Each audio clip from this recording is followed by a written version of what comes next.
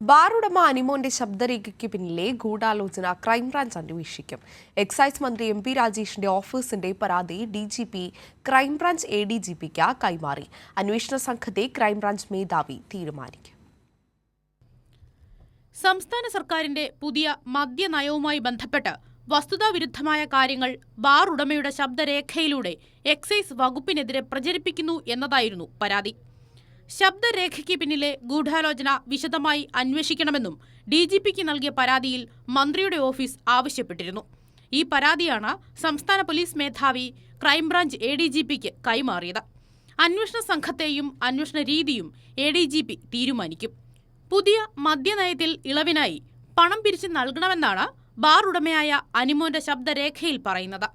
ആരോപണത്തെ തള്ളി ബാർ ഉടമകളുടെ സംഘടനാ പ്രസിഡന്റ് നേരത്തെ രംഗത്തു വന്നിരുന്നു.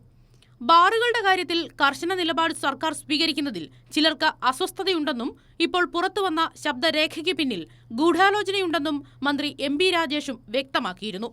ഇതിനു പിന്നാലെയാണ് മന്ത്രിയുടെ ഓഫീസ് DGPക്ക് പരാതി നൽകുന്നത്. ബാർ ഉടമയായ അനിമോന്റെ ശബ്ദരേഖ, അതിലേക്ക് നയിച്ച കാര്യങ്ങൾ എല്ലാം ക്രൈംബ്രാഞ്ച് നടത്തുന്ന സമഗ്ര അന്വേഷണ പരിധിയിൽ വരും. കൈരളി ന്യൂസ്, തിരുവനന്തപുരം.